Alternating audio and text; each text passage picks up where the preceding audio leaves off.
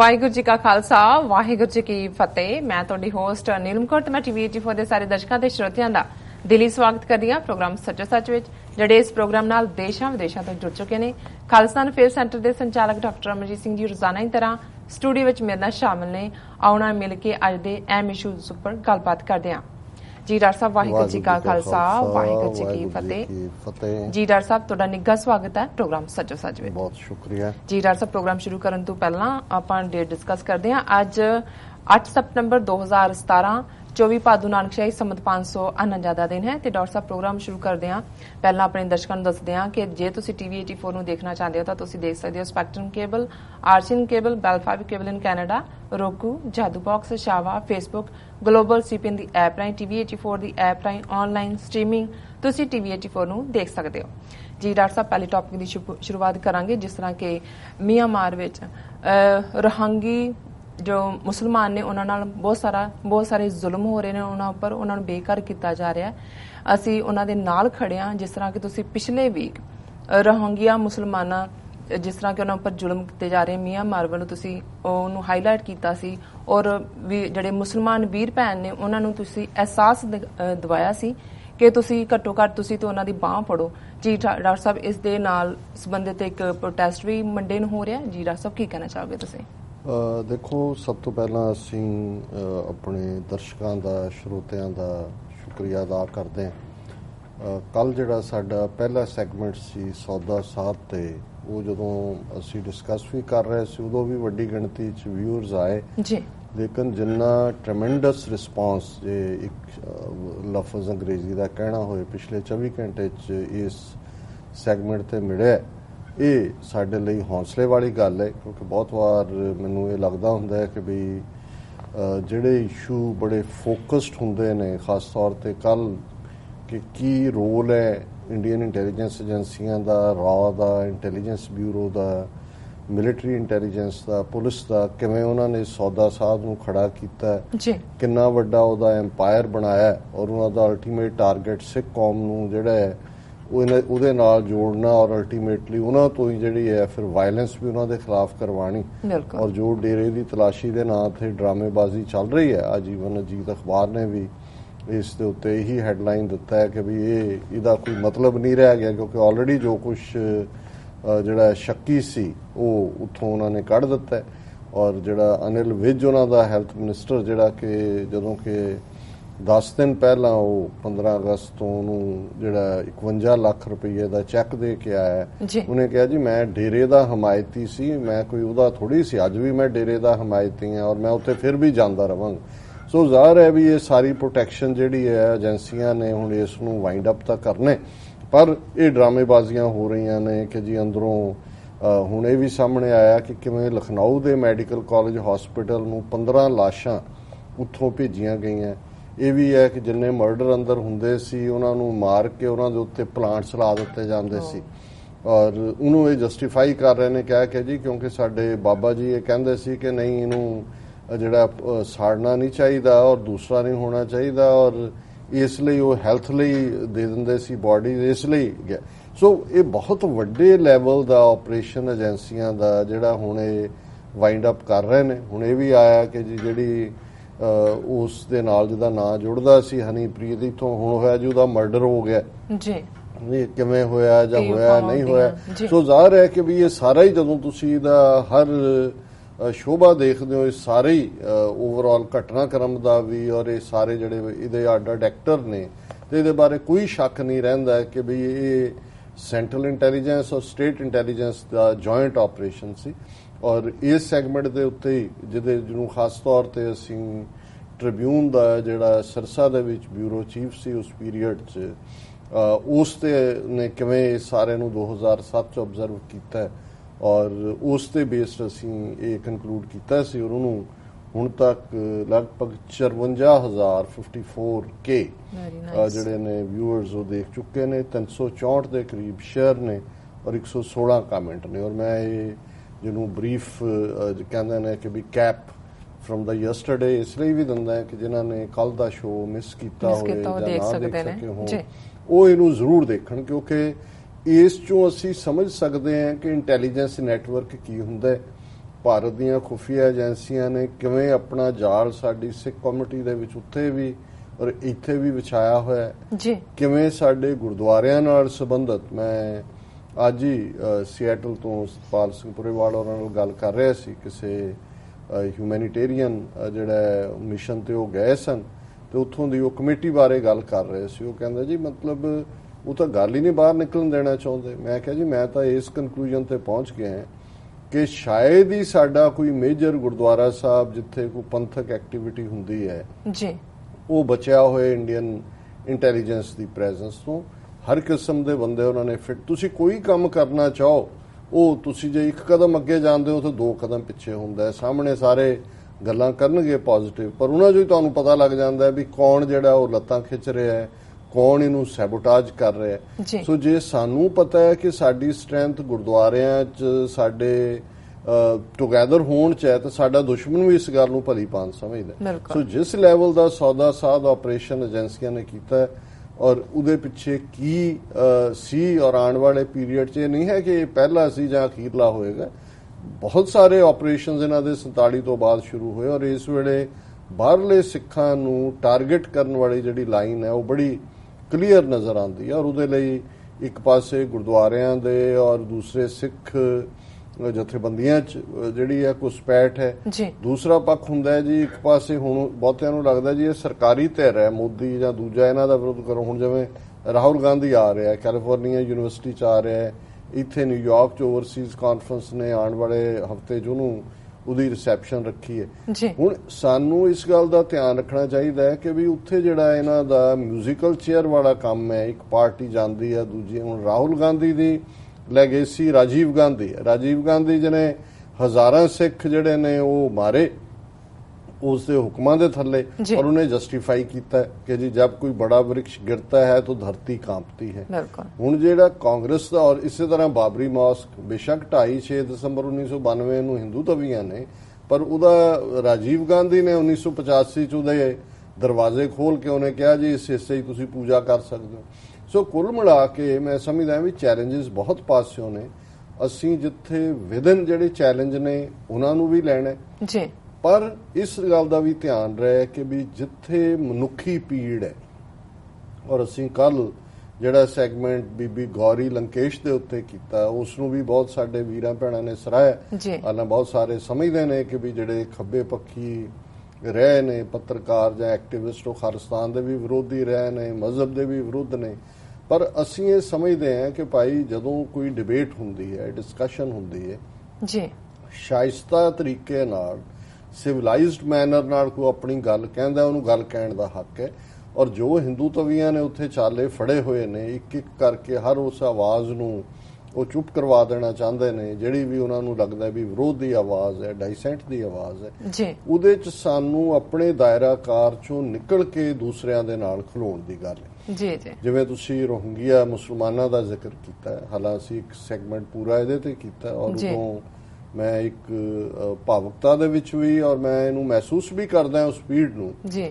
ਅੱਜ ਹੀ ਮੈਂ ਗੱਲ ਕਰ ਰਿਹਾ ਸੀ ਕਿਸੇ ਵੀਰ ਨਾਲ, ਮੈਂ ਕਿਹਾ ਵੀ ਪਹਿਲਾ ਧਰਮ ਹੈ ਇਨਸਾਨੀਅਤ ਜੀ। ਜੇ ਕਿਸੇ ਮਨੁੱਖ ਦੀ ਪੀੜ ਦੇਖ ਕੇ ਸਾਡੇ ਸਾਹਮਣੇ ਕੋਈ ਰੋ ਰਿਹਾ ਹੈ, ਕਿਸੇ ਦੇ ਅਥਰੂ ਵਗਦੇ ਨੇ, ਕੋਈ ਬਿਮਾਰ ਹੈ, ਕੋਈ ਹੋਰ ਹੈ, ਜੇ ਅਸੀਂ ਉਹਨਾਂ ਅਥਰੂਆਂ ਨੂੰ ਮਹਿਸੂਸ ਨਹੀਂ ਕਰਦੇ, ਉਸ ਪੀੜ ਨੂੰ ਮਹਿਸੂਸ ਨਹੀਂ ਕਰਦੇ, ਸੋ ਸਭ ਤੋਂ ਪਹਿਲਾਂ ਅਸੀਂ ਇਨਸਾਨ ਹੈ। ਬਿਲਕੁਲ। ਔਰ ਫਿਰ ਸਾਡਾ ਸਿੱਖੀ ਫੇਥ ਆਉਂਦਾ ਕਿ ਭਾਈ ਬਤੌਰੇ ਸਿੱਖ ਜਦੋਂ ਅਸੀਂ ਦੇਖਦੇ ਹਾਂ ਕਿ ਜਿੱਥੇ ਸੱਚ ਦੀ ਗੱਲ ਹੈ, ਜਿੱਥੇ ਜ਼ੁਲਮ ਨੂੰ ਚੈਲੰਜ ਕਰਨ ਦੀ ਗੱਲ ਹੈ, ਪਹਿਲੀ ਹਮਦਰਦੀ ਹੈ ਹਿਊਮੈਨਿਟੇਰੀਅਨ ਜੀ, ਉਹ ਜਿਹੜੀ ਹੈ ਹੋਣੀ ਤਾਂ ਹੈ ਹੀ ਹੈ, ਲਾਜ਼ਮੀ ਹੋਏ।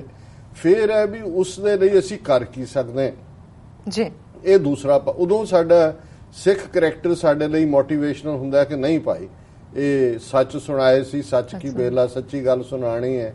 ਇਹ ਵੀ ਹੈ ਰਾਜੇ ਸ਼ੀ ਮੁਕੱਦਮ ਕੁੱਤੇ ਜਾਏ ਜਗਾਇਨ ਬੈਠੇ ਸੁੱਤੇ। ਗੁਰੂ ਨਾਨਕ ਸਾਹਿਬ ਨੇ ਵੇਲੇ ਦੇ ਹਾਕਮਾਂ ਨੂੰ ਚੈਲੰਜ ਕੀਤਾ ਕਿ ਭਾਈ ਅਸੀਂ ਚੈਲੰਜ ਵੀ ਕਰਨਾ।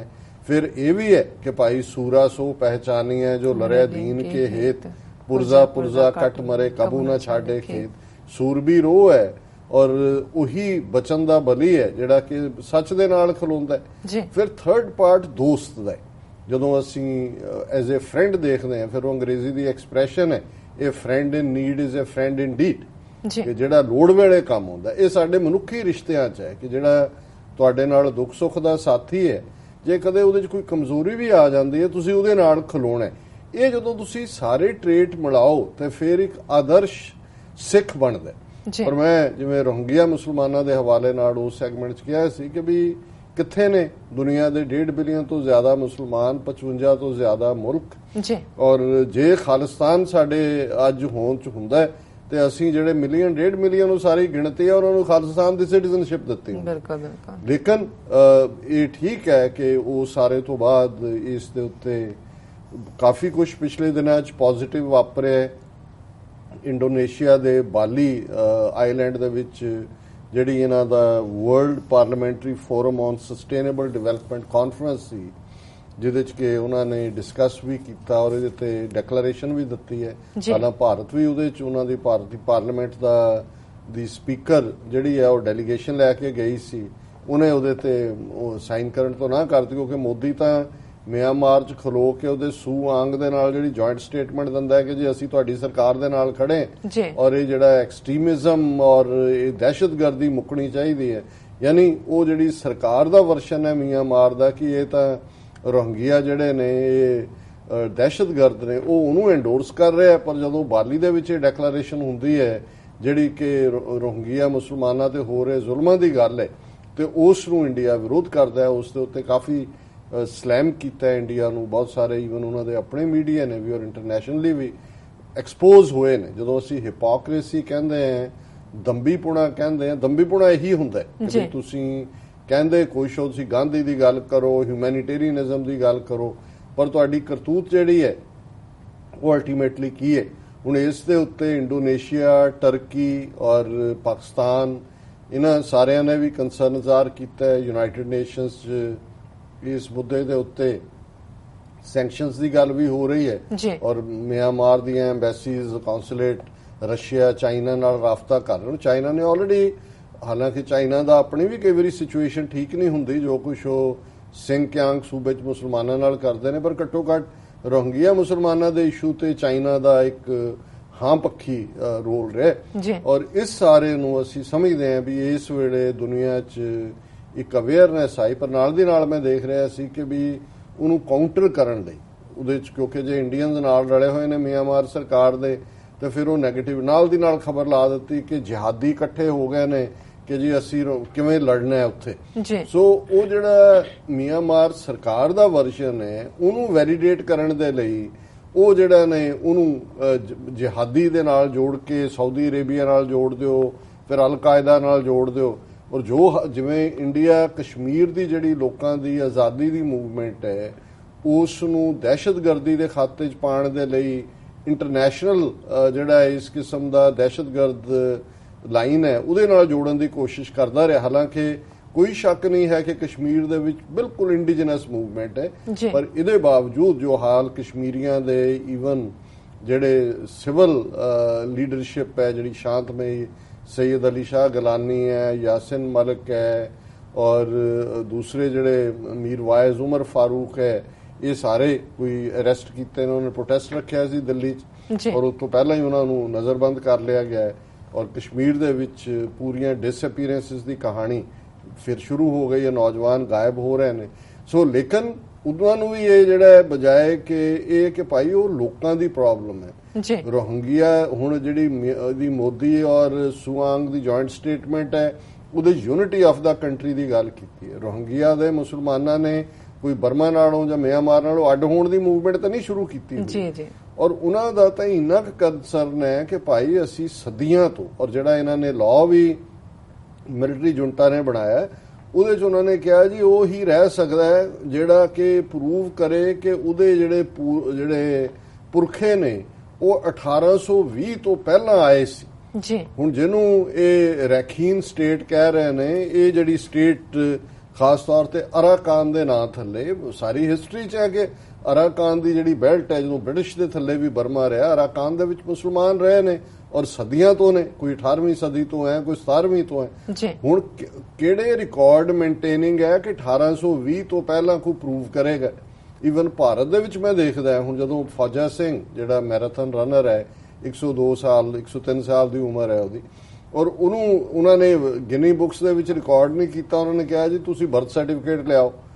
ਹੁਣ 1931 ਤੋਂ ਪਹਿਲਾਂ ਭਾਰਤ ਦੇ ਵਿੱਚ ਜਿਹੜੀ ਹੈ ਉਹ ਬਰਥ ਸਰਟੀਫਿਕੇਟ ਦਾ ਕਾਨਸੈਪਟ ਹੀ ਨਹੀਂ ਸੀ ਜੀ। ਸੈਂਸਸ ਹੁੰਦੀ ਸੀ, ਸੈਂਸਸ 1861 ਤੋਂ ਸ਼ੁਰੂ ਹੋ ਗਈ, ਲੇਕਿਨ ਜਾਂ ਤੁਸੀਂ ਸਕੂਲ, ਜਿਹੜਾ ਬੰਦਾ ਸਕੂਲ ਹੀ ਨਹੀਂ ਗਿਆ ਉਦੋਂ ਕਿੰਨੇ ਕੁ ਲੋਕ ਸਕੂਲ ਜਾਂਦੇ ਸੀ। ਹੁਣ ਤੁਸੀਂ ਜਿੰਨੇ ਮਰਜ਼ੀ ਸਬੂਤ ਦੇਈ ਜਾਓ, ਤੇ ਜੇ 1931 ਤੋਂ ਪਹਿਲਾਂ ਵਾਲਿਆਂ ਕੋਲ ਬਰਥ ਸਰਟੀਫਿਕੇਟ ਨਹੀਂ ਹੈਗੇ ਤੇ ਉਹ ਰੋਹਿੰਗਿਆ ਕਿਵੇਂ ਪ੍ਰੂਵ ਕਰਨਗੇ ਜੀ? 1820 ਚ ਉਹਨਾਂ ਦਾ ਗ੍ਰੈਂਡ ਫਾਦਰ ਆਇਆ ਸੀ, ਉਹਦਾ ਪੜਦਾਦਾ ਆਇਆ ਸੀ, ਕਿਹੜੇ ਸਬੂਤ ਨੇ ਉਹਦੇ ਚ? ਕੋਈ ਉਹ ਲੀਜ਼ ਐਗਰੀਮੈਂਟ ਸਾਈਨ ਕੀਤੇ ਹੋਏ ਨੇ ਘਰਾਂ ਦੇ? ਬਿਲਕੁਲ। ਸੋ ਕੁੱਲ ਮਿਲਾ ਕੇ ਜਦੋਂ ਤੁਸੀਂ ਕਿਸੇ ਨੂੰ ਮੁੱਢਲੇ ਹੱਕਾਂ ਤੋਂ ਡਿਨਾਈ ਕਰਨਾ ਹੈ, ਔਰ ਜੋ ਹਾਲ ਉੱਥੇ ਲਗਭਗ 2 ਮਿਲੀਅਨ ਸੀ, ਹੁਣ ਮੇਰੇ ਖਿਆਲ ਮਿਲੀਅਨ ਰਹਿ ਗਏ ਨੇ, 11 ਲੱਖ ਕਹਿਣ ਲੱਗ ਗਏ।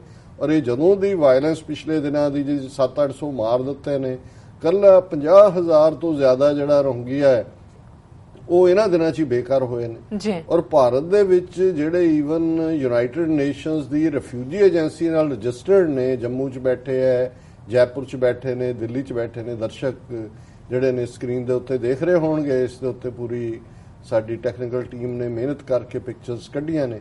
ਹੁਣ ਉਹ ਜਿਹੜੇ ਨੇ ਉਹਨਾਂ ਨੂੰ ਭਾਰਤ ਜਿਹੜਾ ਉਹਨਾਂ ਦਾ ਉਹ ਰਜਿਜੂ ਕਹਿ ਰਿਹਾ ਕਿ ਜੀ ਅਸੀਂ ਇਹਨਾਂ ਨੂੰ ਕੱਢ ਦੇਣਾ, ਅਸੀਂ ਇਹਨਾਂ ਨੂੰ ਨਹੀਂ ਰੱਖ ਸਕਦੇ ਹਾਂ।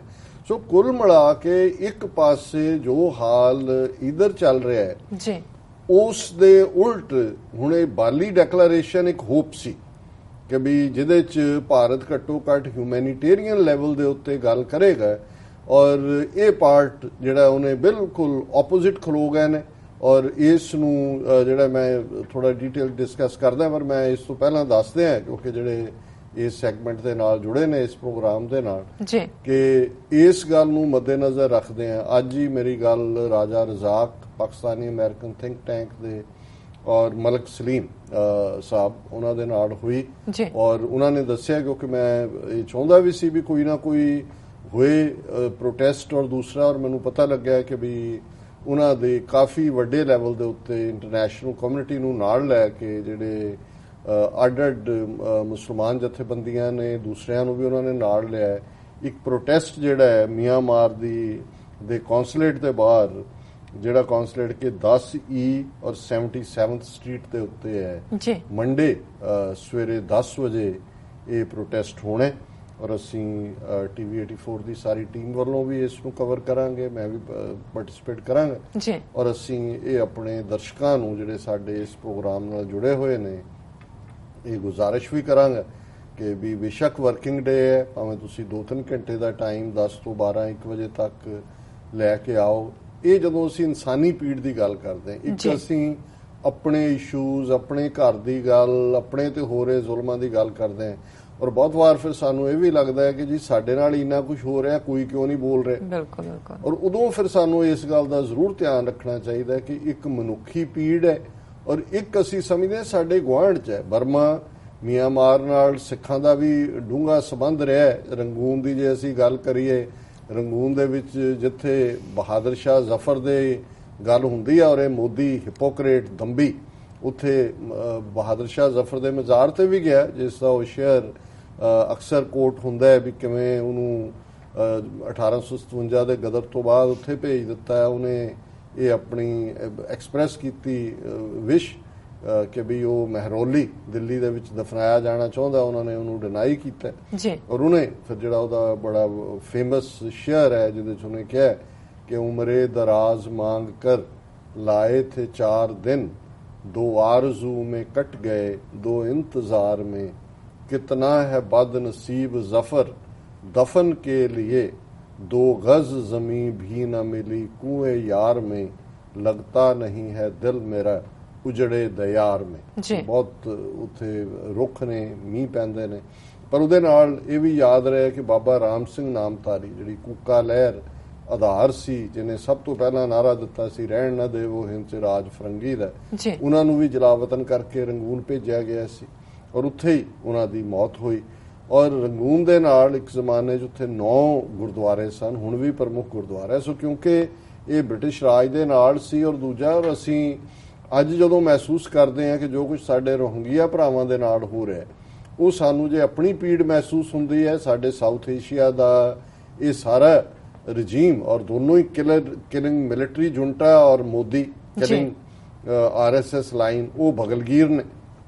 और इधर जिहड़ा है जे असी अपनी आवाज़ नाल नहीं जोड़ांगे फिर कल्ले कल्ले करके जिवें मैं अक्सर बेंजामिन फ्रैंकलिन की लाइन कोट कर दें कि we all should hang together otherwise we will be hanged separately. जे इकट्ठे असी ना होए तो कल्ले कल्ले मार खावांगे। सो मैं इस गल की जिहड़ी है जोरदार अपील करदा कि इस प्रोटेस्ट दे विच जिहड़ा कि मियांमार कौंसलेट के बाहर है 10 बजे Monday again 10E 77th street Manhattan obviously. और इस दे नाल ही मैं जिहड़ा मियांमार दे खिलाफ जिहड़ा बाली डैक्लरेशन, बाली आइलैंड है इंडोनेशिया का, और उत्थे जिहड़ी world parliamentary forum on sustainable development इस किस्म दी बॉडीज ने जिवें सार्क है, जिवें हार्ट ऑफ एशिया है, जिवें ब्रिक्स है। और एक खबर है India refuses to sign global declaration against Myanmar on Rohingyas. India disassociated itself on Thursday from a declaration adopted at an international conference as it carried a reference to violence in the Rakhine state of Myanmar, from where 125,000 Rohingyas have fled to Bangladesh.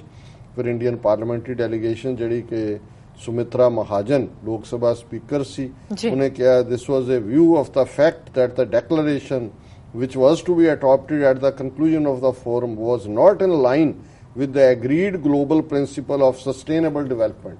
कि जी दा development नाल कोई ताल्लुक नहीं है और ये Myanmar नूं विच लिआउण दा इसलिए असीं इहदे च शामिल नहीं होए। इन्हां नूं कोई पुछे कि अजे 4 दिन पहला ब्रिक्स समिट दे विच जिस लई पहला चाइना दे फॉरेन मिनिस्टर ने कहा सी कि भी ये कोई टैररिज्म दे उत्ते नहीं है, ब्रिक्स का अपना गोल है, पर इंडिया ने इंसिस्ट करके उत्थे रशिया नूं नाल ला के दहशतगर्दी दे खिलाफ और पाकिस्तान नूं टारगेट करने वाली जिहड़ी है उस स्टेटमेंट दे विच हिस्सा बनाया कि जी ये लश्कर तायबा और जैशे मुहम्मद ये जिहड़ियां ऑर्गेनाइजेशनस ने दहशतगर्द दे पाकिस्तान दे विच इन्हां ने नूं रखिया होया है, रिफ्यूज दित्ती हुई है। हुण उत्थे तां ये जस्टिफाई करा लिया। ਹੁਣ 2 दिन बाद ਜਦੋਂ ਕਿ ਉਸੇ ਹੀ ਖਿੱਤੇ ਦੇ ਵਿੱਚ ਇਹ ਸਮਿਟ ਹੈ ਇਹਨਾਂ ਦੀ ਜਿਹੜੀ ਡਿਵੈਲਪਮੈਂਟਲ ਪਾਰਲੀਮੈਂਟਰੀ ਗਰੁੱਪ ਦੀ, ਔਰ ਉੱਥੇ ਉਹ ਕਹਿ ਰਹੇ ਜੀ ਨਹੀਂ ਇਹਦੇ ਨਾਲ ਕੀ ਤਾਲੁਕ ਹੈ ਜੀ ਡਿਵੈਲਪਮੈਂਟ ਦੇ ਨਾਲ। ਸੋ ਅਸੀਂ ਸਮਝਦੇ ਹਾਂ ਕਿ ਵੀ ਇਸ ਨੇ ਇੰਡੀਆ ਦਾ ਜਿਹੜਾ ਦੰਬੀ ਚਿਹਰਾ ਹੈ ਉਹ ਉਸ ਨੂੰ ਐਕਸਪੋਜ਼ ਕੀਤਾ। ਔਰ ਜਿਹੜੀ ਡੈਕਲੇਰੇਸ਼ਨ ਹੈ ਉਹਦੇ ਚ ਦਾ declaration went on to call on all parties to contribute to the restoration of stability and security, exercise maximum self-restraint from using violent means। क्योंकि in general इंडिया तो भी टुकदा है कि भाई तुसी हर थां हिंसक एक्टिविटी करदे हो, पर ये म्यांमार स्पेसिफिक है। It claimed to respect the human rights of all people in Rakhine state regardless of their faith and ethnicity, as well as facilitate safe access for humanitarian assistance। ਹੁਣ ਗੱਲ even ਜੇ ਅਸੀਂ ਇਹ state ਤੇ ਵੀ ਕਰੀਏ ਜਿੱਥੇ ਕਿ ਜ਼ੁਲਮ ਹੋ ਰਹੇ ਨੇ, ਉੱਥੇ 500 ਤੋਂ ਜ਼ਿਆਦਾ ਹਿੰਦੂਆਂ ਨੇ ਆ ਕੇ ਬੰਗਲਾਦੇਸ਼ ਦੇ ਵਿੱਚ ਪਨਾਹ ਲਈ ਹੈ, ਕਿਉਂਕਿ ਪਹਿਲਾਂ ਮੁਸਲਮਾਨਾਂ ਤੇ ਅਟੈਕ ਰੋਹਿੰਗਿਆ ਤੇ ਕੀਤੇ ਫੌਜੀ ਜੁੰਟਾ ਨੇ ਔਰ ਘਰ ਉਹਨਾਂ ਦੇ ਸਾੜੇ, ਹੁਣ ਹਿੰਦੂ ਵੀ ਟਾਰਗੇਟ ਕਰ ਲਏ ਨੇ। ਔਰ ਇਹ ਬਾਲੀ ਡੈਕਲੇਰੇਸ਼ਨ ਬੜੀ ਇਸ ਗੱਲ ਨੂੰ ਕਲੀਅਰ ਕਰਦੀ ਸੀ ਕਿ ਭਾਈ ਇਹ ਜਿਹੜਾ ਹੈ their faith and ethnicity regardless of their faith and ethnicity. So ਇਹਦੇ ਚ ਜੇ ਇੰਡੀਆ ਸੱਚਮੁੱਚ ਹਿੰਦੂਆਂ ਦਾ ਇੰਨਾ ਖੈਰ ਖੁਆਹ ਹੈ, ਬੜੇ ਹਿੰਦੂਤਵਾ ਦੇ ਬਣੇ ਹੋਏ ਨੇ, ਇਹਨਾਂ ਨੂੰ ਹਿੰਦੂਆਂ ਦੀ ਪੀੜੀ ਨਜ਼ਰ ਆ ਜਾਂਦੀ ਕਿ ਵੀ ਇਹ ਬਾਲੀ ਡੈਕਲੇਰੇਸ਼ਨ ਤਾਂ ਸਾਰਿਆਂ ਦੀ ਗੱਲ ਕਰ ਰਹੀ ਹੈ regardless of faith and ethnicity। The declaration adopted carried inappropriate reference। ਇਹ ਹੁਣ ਇੰਡੀਆ ਕਹਿ ਰਿਹਾ ਜੀ inappropriate ਹੈ, ਔਰ ਉਹਨਾਂ ਨੇ ਇਹ ਫਿਰ ਕੀਤਾ ਈਵਨ ਮੀਡੀਆ ਦੀਆਂ ਦਿੱਤੀਆਂ ਨੇ। ਮੈਂ ਉਹਦੇ 'ਚ ਹੁਣ ਵਕਤ ਨਹੀਂ ਹੈ ਕਿ ਮੈਂ ਡਿਸਕਸ ਕਰਾਂ ਕਿ ਵੀ ਜਿਹੜਾ ਇੰਡੀਅਨ ਮੀਡੀਆ ਹੈ ਉਹਦੇ 'ਚ ਉਹਨਾਂ ਨੇ ਕਿਹਾ ਕਿ ਵੀ ਇਹ ਜਿਹੜਾ ਇਹਨਾਂ ਨੇ ਇੱਕ ਗੱਲ ਕੀਤੀ ਹੈ ਠੀਕ ਨਹੀਂ ਹੈ, ਕ੍ਰਿਟਿਸਿਜ਼ਮ ਇਨ ਮੀਡੀਆ। ਔਰ ਉਹਦੇ 'ਚ ਉਹਨਾਂ ਨੇ ਹਿੰਦੁਸਤਾਨ ਟਾਈਮਜ਼ ਨੇ ਕਿਹਾ new Delhi in any case is hardly in a position to give lectures on humanitarianism when it has rhetorically spoken of expelling Rohingya refugees and passed the matter to the Supreme Court, said the Hindustan Times in its editorial। उन्होंने कहा भी तुसी इंसानियत दे उत्ते किहड़े लोकां नूं lecture देण दे काबिल हो, तुसी तां उन्हां रोहिंग्या नूं उत्थों कढ रहे हो इंडिया चों, और ये हुण सुप्रीम कोर्ट ते छड्ड दित्ता है। इसे तरह ਉਹਨਾਂ ਨੇ ਜਿਹੜਾ ਇੱਕ ਹੋਰ ਐਡੀਟੋਰੀਅਲ ਟ੍ਰਿਬਿਊਨ ਨੇ ਕਿਹਾ, another daily yesterday said the sheen came of Modi's aspiration to be a global statesman when he meekly echoed Aung San Suu Kyi's rather lame and patently dishonest excuse for not taking up the cause of Rohingyas and terming it a problem of terrorism. ਉਹਨੇ ਕਿਹਾ ਇਹ Modi global leader ਬਣਨਾ ਚਾਹੁੰਦਾ ਹੈ। ਮੀਕ, ਇਹ ਜਿੰਨੇ word ਵਰਤੇ ਜਾ ਸਕਦੇ ਸੀ ਟ੍ਰਿਬਿਊਨ ਨੇ ਵਰਤੇ ਨੇ ਕਿ ਵੀ ਇਹ ਜਿਹੜਾ ਮੋਦੀ ਬੜਾ ਗਲੋਬਲ ਸਟੇਟਸਮੈਨ ਬਣਨਾ ਚਾਹੁੰਦਾ ਹੈ, ਪਰ ਹੀ ਮੀਕਲੀ ਬਿਲਕੁਲ ਗਧਾ ਬਣ ਕੇ ਜਿਹੜਾ ਭੇਡ ਵਾਂਗ ਜਿਹੜਾ ਉਹਨੇ ਉਹਦਾ ਜਿਹੜਾ ਝੂਠੀ ਐਕਸਪਲੇਨੇਸ਼ਨ ਹੈ ਸੂ ਆਂਗ ਦੀ ਕਿ ਜੀ ਇਹ ਪ੍ਰੋਬਲਮ ਆਫ ਟੈਰਰਿਜ਼ਮ ਹੈ। ਔਰ ਇਸ ਨੂੰ ਜਦੋਂ ਇਸੇ ਤਰ੍ਹਾਂ ਕਾਲਮਨਿਸਟ ਆਸ਼ੀਸ਼ ਰੇ ਉਹਨੇ ਨੈਸ਼ਨਲ ਹੈਰਾਲਡ ਦੇ ਵਿੱਚ ਇੱਕ ਆਰਟੀਕਲ ਲਿਖ ਕੇ ਚੰਗੀ ਤਰ੍ਹਾਂ ਇਹਨੂੰ ਮੋਦੀ ਨੂੰ ਜਿਹੜਾ ਉਸ ਦੀ ਖਾਤਰਦਾਰੀ ਕੀਤੀ ਹੈ। ਔਰ ਇਹਨੇ ਆਸ਼ੀਸ਼ ਨੇ ਕਿਹਾ, as for Modi he hasn't borne in mind that standing shoulder to shoulder with Suu Kyi is one thing, doing the same with the Myanmar military is another. He has tragically for India chosen the later. ਉਹਨੇ ਕਿਹਾ ਜੀ ਸੂ ਆਂਗ ਦੀ ਹਮਾਇਤ ਕਰਨੀ ਇੱਕ ਗੱਲ ਹੈ, ਪਰ ਜੋ ਉੱਥੇ ਹੋ ਰਿਹਾ ਫੌਜ ਕਰ ਰਹੀ ਹੈ ਮਿਆਂਮਾਰ ਦੀ, ਔਰ ਮੋਦੀ ਨੇ ਉਸ ਮਿਲਟਰੀ ਜੁੰਟਾ ਦੇ ਨਾਲ ਜਿਹੜਾ ਖਲੋ ਕੇ ਉਹਨੇ ਆਪਣੇ ਆਪ ਨੂੰ ਜਿਹੜਾ ਉਹ ਥੱਲੜਾ ਦਿਖਾਇਆ। And in so doing he has unwisely drawn a parallel between Rohingya and Kashmir imbroglios in the eyes of the world. Besides, Bangladesh has been one of India's closest allies in recent years. It is unlikely to be best pleased by Modi's Rohingya policy. ਹੁਣ ਇੱਕ ਪਾਸੇ ਬੰਗਲਾਦੇਸ਼ੀਆਂ ਨੂੰ ਕਹਿ ਰਹੇ ਨੇ ਤੁਸੀਂ ਸਾਡੇ ਦੋਸਤ ਹੋ, ਰੋਹਿੰਗਿਆ ਮੋਸਟਲੀ ਬੰਗਲਾਦੇਸ਼ ਓਰੀਜਨ ਦੇ ਨੇ, ਮੈਕਸਿਮਮ ਲੱਖ 1.5 ਲੱਖ ਬੈਠਾ ਵੀ ਬੰਗਲਾਦੇਸ਼ 'ਚ ਹੈ ਜੀ ਰਿਫਿਊਜੀ ਬਣ ਕੇ। ਸੋ ਇਹਨੇ ਕਿਹਾ ਕਿ ਵੀ ਤੁਸੀਂ ਕਿਸ ਕਿਸਮ ਦੇ ਹੋ, ਕੋਈ ਚੰਗਾ ਬੰਗਲਾਦੇਸ਼ ਨੂੰ ਇਹ ਸਾਰੇ ਨਾਲ ਤੁਸੀਂ ਕੰਪੈਰੀਜ਼ਨ ਕਸ਼ਮੀਰ ਨਾਲ ਲੈ ਆਂਦਾ। ਔਰ ਉਹ ਜਿਹੜਾ ਟੈਰਰਿਜ਼ਮ ਕਸ਼ਮੀਰ 'ਚ ਵੀ ਟੈਰਰਿਜ਼ਮ ਦਾ ਰੌਲਾ ਪਾਉਂਦੇ ਨੇ, ਉੱਥੇ ਵੀ ਟੈਰਰਿਜ਼ਮ ਦਾ ਪਾਉਂਦੇ ਨੇ। ਔਰ ਮੈਂ ਸਮਝਦਾ ਵੀ ਇਸ ਪਾਰਟ ਨੂੰ ਇੱਕ ਪਾਸੇ ਇਹਨਾਂ ਦਾ ਜਿਹੜਾ ਦੰਬੀ ਚਿਹਰਾ ਹੈ ਹਿਪੋਕਰੇਟ ਔਰ ਕਹਿਣਾ ਕੁਛ ਤਾਂ ਕਰਨਾ ਕੁਛ, ਉਹ ਐਕਸਪੋਜ਼ ਹੋਇਆ। ਦੂਸਰਾ, ਚਾਈਨਾ ਨੇ ਆਪਣਾ ਰਿਕਾਰਡ ਸਟੇਟ ਕੀਤਾ ਕਿਉਂਕਿ ਬ੍ਰਿਕਸ ਦੀ ਉਸ ਜੁਆਇੰਟ ਡੈਕਲੇਰੇਸ਼ਨ ਤੋਂ ਬਾਅਦ ਇੰਡੀਅਨ ਮੀਡੀਆ ਜੰਪ ਕਰ ਰਿਹਾ ਸੀ ਅਪ ਐਂਡ ਡਾਊਨ ਕਿ ਜੀ ਅਸੀਂ 2 ਜਥੇਬੰਦੀਆਂ ਪਾਕਿਸਤਾਨ ਦੀਆਂ ਉਹ ਬਣਾ ਦਿੱਤੀਆਂ ਦਹਿਸ਼ਤਗਰਦ ਔਰ ਇਹ ਉਹ। ਚਾਈਨਾ ਦੀ ਪਾਲਿਸੀ ਬਦਲ ਗਈ। ਫੋਰਨ ਜਿਹੜੇ ਪਾਕਿਸਤਾਨ ਦਾ ਫੋਰਨ ਮਿਨਿਸਟਰ ਹੈ ਉਹ ਚਾਈਨਾ 'ਚ ਸੀ ਬੀਜਿੰਗ 'ਚ, ਔਰ ਅੱਜ ਉਹਨਾਂ ਨੇ ਜੁਆਇੰਟ ਸਟੇਟਮੈਂਟ ਦਿੱਤੀ ਹੈ। ਚਾਈਨੀਜ਼ ਫੋਰਨ ਮਿਨਿਸਟਰ ਵਾਂਗ ਕੀ ਨੇ ਕਿਹਾ, Pakistan is a good brother and iron friend of China. No one knows Pakistan and understands Pakistan better than the China. So ਪਹਿਲਾਂ ਤਾਂ ਉਹਨਾਂ ਨੇ ਇਹ ਕਿਹਾ ਵੀ ਸਾਡਾ ਜਿਵੇਂ ਲੋਹੇ ਵਾਂਗ ਹੈ ਸਾਡਾ ਦੋਸਤ ਖੜਾ ਹੈ ਨਾਲ ਔਰ ਸਾਥੋਂ ਬਿਹਤਰ ਕੋਈ ਨਹੀਂ ਜਾਣਦਾ। ਫਿਰ ਕਿਉਂਕਿ ਪਾਕਿਸਤਾਨੀ ਫੋਰਨ ਮਿਨਿਸਟਰ ਖਵਾਜਾ ਮੁਹੰਮਦ ਆਸਿਫ ਬੀਜਿੰਗ ਦੇ ਵਿੱਚ ਸੀ, ਉਹਨਾਂ ਨੇ ਮੀਟਿੰਗ ਤੋਂ ਬਾਅਦ ਫਿਰ ਇਹ ਕਿਹਾ ਕਿ the government and people of Pakistan made huge efforts and sacrifices on the fight against terrorism, and such efforts and sacrifices are there for everyone to see. ਇਹ ਚਾਈਨਾ ਦਾ ਫੋਰਨ ਮਿਨਿਸਟਰ ਕਹਿ ਰਿਹਾ ਹੈ ਕਿ ਪਾਕਿਸਤਾਨ ਦੇ ਲੋਕਾਂ ਨੇ ਔਰ ਸਰਕਾਰ ਨੇ ਬਹੁਤ ਕੁਰਬਾਨੀ ਕੀਤੀ ਹੈ ਦਹਿਸ਼ਤਗਰਦੀ ਦੇ ਖਿਲਾਫ ਲੜਾਈ 'ਚ, ਔਰ ਇਹ ਹਰ ਇੱਕ ਨੂੰ ਨਜ਼ਰ ਆਉਣਾ ਚਾਹੀਦਾ। International community should recognise that. ਇਹ ਜਿਹੜਾ ਕੌਮਾਂਤਰੀ ਭਾਈਚਾਰਾ ਹੈ ਅੰਤਰਰਾਸ਼ਟਰੀ ਜਿਹਨੂੰ ਅਸੀਂ ਕਹਿੰਦੇ ਹਾਂ, ਉਹ ਇਸ ਨੂੰ ਸਮਝੇ। When it comes to the issue of counter-terrorism, we believe Pakistan has done its best with a clear conscience. कि भी साफ अपनी ज़मीर दे नाल पाकिस्तान काउंटर टैररिज्म, पाकिस्तान तो खुद विक्टिम है टैररिज्म दा। जो कुछ हुण इंडियन एजेंसियां बलोचिस्तान च कर रही ने, गिलगित च कर रही ने, उत्थे इलाका गैर दे विच वड़ियां हुईयां ने, पख्तूनवा च कर रही हैं, और खुद जिहड़े अफगानिस्तान दे विच बैठे ਹੁਣ ਤਹਿਰੀਕੇ ਜਿਹੜੀ ਹੈ ਇੱਕ ਇਹਨਾਂ ਦੀ ਆਰਗੇਨਾਈਜੇਸ਼ਨ ਤਾਲਿਬਾਨ, ਤਹਿਰੀਕੇ ਤਾਲਿਬਾਨ, ਉਹ ਕਿਹਨਾਂ ਦੀ ਖੜੀ ਕੀਤੀ ਹੋਈ ਹੈ?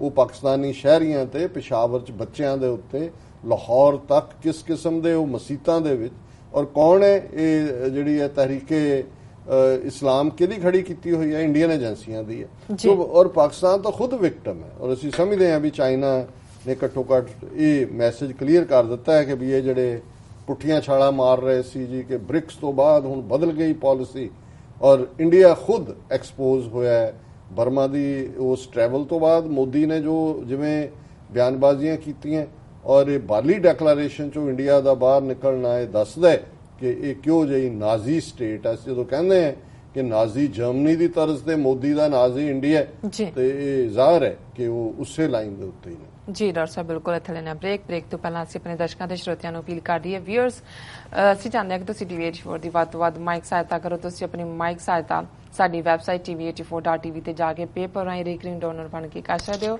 ਜਾਂ ਫਿਰ ਤੁਸੀਂ TV84 ਦੇ ਨਾਮ ਤੇ ਚੈੱਕ ਬਣਾ ਕੇ ਸਾਨੂੰ ਮੇਲ ਕਰ ਸਕਦੇ ਹੋ 36-01 37th Avenue, Long Island City, New York 11101 USA, ਜਾਂ ਫਿਰ ਤੁਸੀਂ ਫੋਨ ਰਾਹੀਂ ਵੀ ਸਾਡੇ ਨਾਲ ਸੰਪਰਕ ਕਰ ਸਕਦੇ ਹੋ 5164060694। ਸ਼ੁਕਰੀਆ ਵੀਰ, ਤੁਸੀਂ ਨਾਲ ਇਸ ਤਰ੍ਹਾਂ ਬਣੇ ਰਹਿਣਾ। ਮਿਲਦੇ ਹਾਂ ਛੋਟੇ ਬ੍ਰੇਕ ਤੋਂ ਬਾਅਦ।